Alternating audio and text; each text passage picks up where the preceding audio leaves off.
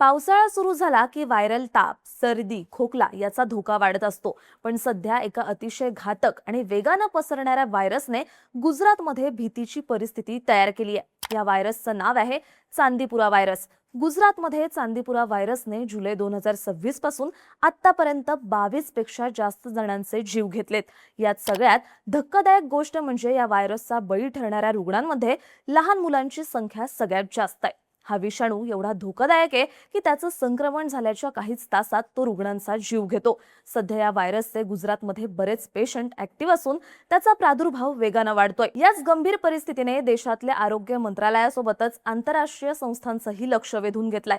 पण हा चांदीपुरा व्हायरस आहे काय, त्याचा प्रादुर्भाव का होतो, त्याचा लहान मुलांना धोका का आहे, हा व्हायरस सध्या कुठे आहे आणि त्याचा फैलाव महाराष्ट्रात होऊ शकतो का, पूर्ण डिटेल्स जाणून घेऊया या व्हिडिओच्या माध्यमातून. नमस्कार, मी रुचिता आणि तुम्ही बघताय बोलभिडू. 26 जून पासून गुजरातच्या साबरकांठा जिल्ह्यातल्या हिम्मतनगर सिव्हिल हॉस्पिटलमध्ये 15 वर्षापर्यंत वय असणाऱ्या मुलांचं भरती होण्याचं प्रमाण वाढत होतं. ऍडमिट झालेल्या मुलांना सुरुवातीला ताप, उलट्या आणि जुलाब होत होते. 24 ते 48 तासात या मुलांना फिट आणि गुंगी येत होती. या गंभीर लक्षणांमुळे डॉक्टरांनी मुलांच्या तपासण्या केल्या, तेव्हा या मुलांमध्ये चांदीपुरा व्हायरसची लक्षणं असल्याचं समोर आलं. लगेच ही माहिती जिल्हाभरात आणि आजूबाजूच्या जिल्ह्यांनाही देण्यात आली. पण बघता बघता हा चांदीपुरा व्हायरस गांधीनगर, राजकोट, पाटण, भावनगर आणि पंचमहाल या जिल्ह्यांमध्येही पोहोचला. माध्यमांमध्ये असलेल्या बातम्यांनुसार या व्हायरसने आतापर्यंत गुजरातमध्ये तब्बल 22 मुलांचा जीव घेतलाय, तर कित्येक मुलं अजूनही रुग्णालयात आहेत.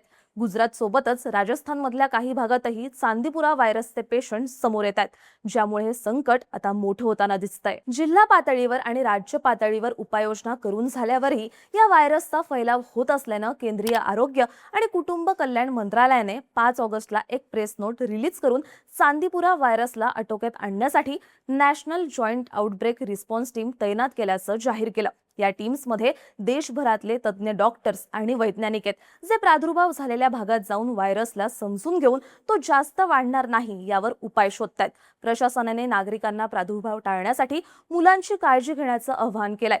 मृतांचा आकडा 22 वर गेल्यानं प्रकरणाचं गांभीर्य अजून जास्त वाढलंय. त्यातल्या त्यात हा व्हायरस 15 वर्षांपेक्षा लहान वयोगटातल्या मुलांनाच टार्गेट करत असल्यानं पालकांमध्ये भीतीचं वातावरण तयार झालंय. पण हा चांदीपुरा व्हायरस नेमका आहे काय, त्याची लक्षणं काय असतात, त्याला एवढं घाबरायची गरज आहे का? तर हा व्हायरस अगदी आत्ताच आलाय असं नाहीये. तर 1965च्या पावसाळ्यात नागपूरच्या चांदीपुरा नावाच्या गावात लहान मुलांमध्ये ताप येऊन दगावण्याचं प्रमाण अचानकच वाढलं होतं. सुरुवातीला हा डेंग्यू आणि चिकनगुन्याचा प्रकार वाटत होता, पण पुण्याच्या नॅशनल इन्स्टिट्यूट ऑफ व्हायरोलॉजीच्या शास्त्रज्ञांच्या एका टीमने गावात जाऊन एका मृत मुलाच्या रक्ताचे नमुने घेतले. तेव्हा त्या रक्तात बंदुकीच्या गोळीच्या आकाराचा आणि पूर्णपणे वैद्यकीय विश्वात नवा असलेला विषाणू सापडला. हा विषाणू पहिल्यांदा चांदीपुरामध्येच सापडल्यानं त्याला चांदीपुरा व्हायरस हे नाव देण्यात आलं. शास्त्रज्ञांनी ऍडमिट असलेल्या बाकी रुग्णांना तपासलं, तेव्हा या व्हायरसचा प्रादुर्भाव तीव्र असल्याचं समोर आलं. पुढे शास्त्रज्ञांनी रुग्णांवर केलेल्या संशोधनात असं समोर आलं की या व्हायरसची लक्षणं 15 वर्षांपेक्षा लहान वयोगटातल्या मुलांमध्येच जास्त प्रमाणात दिसत होती. या मुलांमध्ये अचानक आणि तीव्र ताप येणं, असह्य डोकेदुखी होणं, सारख्या उलट्या आणि जुलाब होणं, शरीरातला प्रत्येक अवयव दुखणं अशी लक्षणं दिसून आली. यानंतर फक्त 12 ते 24 तासातच हा व्हायरस सेंट्रल नर्वस सिस्टीमवर परिणाम करून थेट मेंदूपर्यंत जाऊन तिथं सूज निर्माण करत होता. याचा परिणाम म्हणून इन्फेक्टेड पेशंटला आखडी, फीट किंवा झटके येणं सुरू व्हायचं. सोबतच मान आखडणं, सारखे झोप येणं, गुंगी येणं, जवळच्या लोकांना न ओळखणं, भान न राहणं आणि श्वसनाचा त्रास होणं अशी गंभीर लक्षणं दिसून यायला लागली. हे सुरू असताना मेंदूच्या पेशींचं मोठ्या प्रमाणात नुकसान होत असल्यानं इन्फेक्टेड पेशंट कोमात जायचा. मग त्याचा एक एक अवयव निकामी होऊन शेवटी त्याचा मृत्यू व्हायचा. सकाळी खेळणारी मुलं दुपारी प्रचंड तापायची आणि उपचार मिळाला नाही तर दुसऱ्याच दिवशी मृत्युमुखी पडायची. हा व्हायरस अत्यंत गंभीर तर होताच, पण त्यावेळी आरोग्य यंत्रणा तेवढी प्रगत नसल्यानं त्यावर जास्त काम झालं नाही. पण पुढे झालेल्या संशोधनात याबद्दल बऱ्याच डिटेल्स आल्या. नॅशनल लायब्ररी ऑफ मेडिसिन या अमेरिकेच्या सरकारी संस्थेनं त्यांच्या वेबसाईटवर दिलेल्या माहितीनुसार हा व्हायरस प्रामुख्यानं फ्लेबोटोमस पाप्तासी या प्रजातीच्या सँडफ्लाय माशांच्या शरीरात असतो. या माशा डासांपेक्षा आकाराने खूप लहान आणि फिकट तपकिरी रंगाच्या असतात.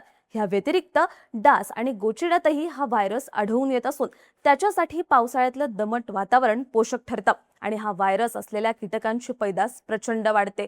पैदास वाढल्यानंतर ही कीटकं जनावरांचे गोठे, शेणखत, कचऱ्यांचे ढीग, मातीच्या घरांच्या भिंतींमधल्या ओल्या भेगाफटी, झाडांच्या ढोल्या, वाळलेली पानं आणि ओलसर्व अंधार असलेल्या भागात राहतात. तिथूनच ते सगळ्याच वयोगटातल्या लोकांचा चावा घेऊन व्हायरसचा प्रसार करतात.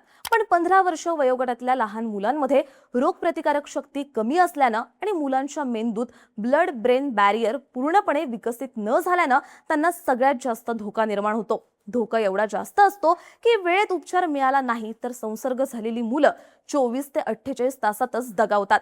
धक्कादायक बाब म्हणजे या व्हायरसच्या संक्रमितांचा मृत्यूदर 56 ते 75% दरम्यान असतो.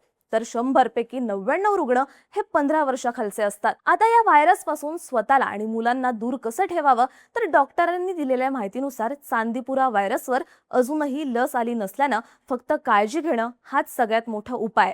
महत्वाची गोष्ट म्हणजे या व्हायरसची लागण ही संसर्ग झालेल्या रुग्णाच्या संपर्कातून होत नाही, तर ती संबंधित कीटकाने चावल्यावरच होते. म्हणून स्वतःला आणि मुलांना डास, माशा आणि कीटकांपासून दूर ठेवणं, बाहेर जाताना लहान मुलांना पूर्ण बाह्याचे कपडे घालणं, मुलांना खेळायला पाठवताना त्यांची योग्य ती काळजी घेणं गरजेचं आहे. तसंच घराच्या खिडक्यांना आणि दरवाजांना मच्छरांच्या जाळ्या बसवून घेणं, झोपताना मच्छरदाणीचा वापर करणं या गोष्टी देखील महत्वाच्या आहेत. हा व्हायरस जून ते ऑगस्ट दरम्यान जास्त प्रमाणात सक्रिय असतो, म्हणून या काळात जास्त काळजी घ्यावी असं डॉक्टर सांगतात. आणि व्हायरसची कोणतीही लक्षणं जाणवली किंवा मुलांमध्ये दिसली की तत्काळ डॉक्टरांचा सल्ला घेणं गरजेचं आहे. खरं तर 1965 मध्ये या व्हायरसचा शोध लागल्यापासून आतापर्यंत महाराष्ट्र, आंध्र प्रदेश आणि गुजरातमध्ये 500 पेक्षा जास्त रुग्णांचा मृत्यू झालाय. आता सध्याच्या घडीला हा व्हायरस गुजरातमध्ये असला तरी केंद्रीय आरोग्य आणि कुटुंब कल्याण मंत्रालयाने राजस्थानमध्येही संशोधन सुरू केल्यानं त्याचा शिरकाव वाढत चाललाय. सोबतच गुजरातमधला प्रभावित भाग हा उत्तर महाराष्ट्र आणि पालघर जिल्ह्याला लागून असल्यानं हा व्हायरस पसरण्याचं प्रमाणही जास्त असल्यानं महाराष्ट्रातही काळजी घेणं महत्वाचं आहे. सध्या तरी महाराष्ट्रात या व्हायरसचा कोणताही शिरकाव झालेला नसल्याची माहिती समोर आली आहे. त्यामुळे प्रतिबंधात्मक उपाय म्हणून स्वतःची आणि लहान मुलांची काळजी घेणं, मुलांमध्ये या व्हायरसची लक्षणं आढळल्यास तत्काळ डॉक्टरांचा सल्ला घेणं महत्वाचं आहे. या संपूर्ण माहितीबाबत तुमची मतं आणि प्रतिक्रिया आम्हाला जरूर कळवा आणि बोलबिडूला सबस्क्राईब करा.